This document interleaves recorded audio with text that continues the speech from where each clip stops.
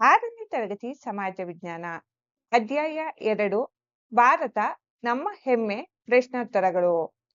ಮುಖ್ಯ ಪ್ರಶ್ನೆ 1. ಖಾಲಿ ಬಿದ್ದ ಸ್ಥಳಗಳನ್ನು ಸೂಕ್ತ ಪದದಿಂದ ಭರ್ತಿ ಮಾಡಿ. ವಾಕ್ಯ 1. ಗಣಿತಕ್ಕೆ ಭಾರತೀಯರ ಅನನ್ಯ ಕೊಡುಗೆ ಡ್ಯಾಶ್. ಉತ್ತರ ಶೂನ್ಯ ಅಥವಾ 0. ಗಣಿತಕ್ಕೆ ಭಾರತೀಯರ ಅನನ್ಯ ಕೊಡುಗೆ ಶೂನ್ಯ ಅಥವಾ 0. ವಾಕ್ಯ 2. ಶಾಕುಂತಲ ಸಂಸ್ಕೃತ ಕೃತಿಯನ್ನು ಇಂಗ್ಲಿಷ್ಗೆ ಅನುವಾದಿಸಿದವರು ಡ್ಯಾಶ್. ಉತ್ತರ ವಿಲಿಯಂ ಜೋನ್ಸ್.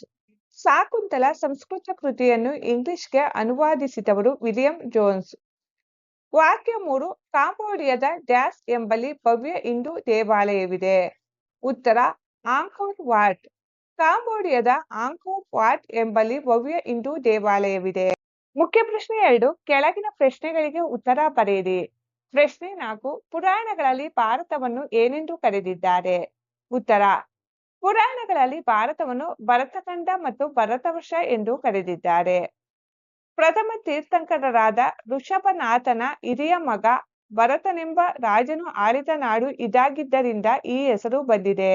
ಪ್ರಶ್ನೆ 5. ಗಣಿತ ಕ್ಷೇತ್ರಕ್ಕೆ ಭಾರತೀಯರ ಶ್ರೇಷ್ಠ ಕೊಡುಗೆ ಏನು?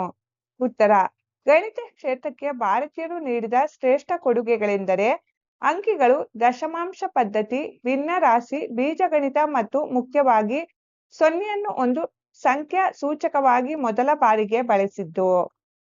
ಪ್ರಶ್ನೆ 6. ಆರ್ಯಭಟ್ಟನ ಮಹತ್ವದ ಸಾಧನೆ ಯಾವುದು? ಉತ್ತರ ಭೂಮಿ ಗುಂಡಾಗಿದೆ ಮತ್ತು ಸೂರ್ಯನ ಸುತ್ತ ಭೂಮಿ ಪರಿಭ್ರಮಿಸುತ್ತದೆ ಎಂದು ಜಗತ್ತಿಗೆ ತೋರಿಸಿಕೊಟ್ಟಿದ್ದು ಆರ್ಯಭಟ್ಟನ ಮಹತ್ವದ ಸಾಧನೆಯಾಗಿದೆ. ಪ್ರಶ್ನೆ 7. ಜಗತ್ಪ್ರಸಿದ್ಧ ಬೃಹತ್ ಬೌದ್ಧ ದೇವಾಲಯ ಎಲ್ಲಿದೆ? ಉತ್ತರ ಜಾವಾದ ಬೋರೋ ಬೋದೂರ್ ಎಂಬಲ್ಲಿ ಜಗತ್ಪ್ರಸಿದ್ಧ ಬೃಹತ್ ಬೌದ್ಧಾಲಯವಿದೆ. ಪ್ರಶ್ನೆ 8. ಭಾರತೀಯ ಸಂಸ್ಕೃತಿಯು ಹಬ್ಬಿದ ಆಗ್ನೇಯ ಏಷ್ಯಾ ಖಂಡದ 3 ದೇಶಗಳನ್ನು ಹೆಸರಿಸಿ.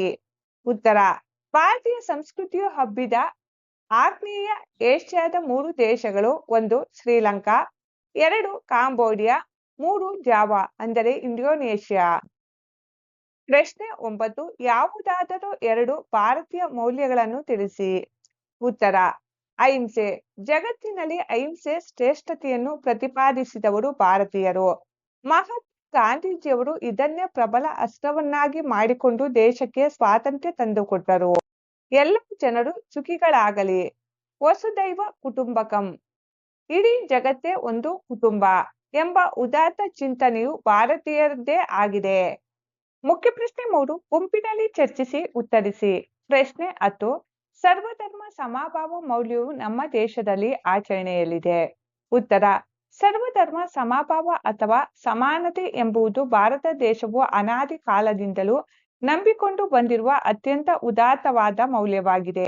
ಇದರಂತೆ ಜಗತ್ತಿನಲ್ಲಿ ಮತ ಧರ್ಮಗಳು ಯಾವುದೇ ಆಗಿದ್ದರೂ ದೇವರು ಒಬ್ಬನೇ, ನಾಮ ಹಲವು ಎಂಬುದು ಭಾರತೀಯರ ವೇದವಾಕ್ಯವಾಗಿದೆ. ಭಾರತದಲ್ಲಿ ಹಿಂದೂ, ಬೌದ್ಧ, ಜೈನ, ಇಸ್ಲಾಂ, ಕ್ರೈಸ್ತ ಮುಂತಾದ ವಿವಿಧ ಧರ್ಮಗಳ ಜನರು ಯಾವುದೇ ಭೇದ ಭಾವವಿಲ್ಲದೆ ಶತಮಾನಗಳಿಂದ ಒಟ್ಟಾಗಿ ಬಾಳುತ್ತಿದ್ದಾರೆ. ಎಲ್ಲ ಧರ್ಮಗಳನ್ನು ಸಮಾನವಾಗಿ ಗೌರವಿಸುವ ಈ ಸಾಂಸ್ಕೃತಿಕ ಚಿಂತನೆಯು ಇಂದಿಗೂ ನಮ್ಮ ದೇಶದ ಜನರ ದೈನಂದಿನ ಆಚರಣೆ ಮತ್ತು ಸಹಬಾಳ್ವೆಯಲ್ಲಿ ಜೀವಂತವಾಗಿದೆ.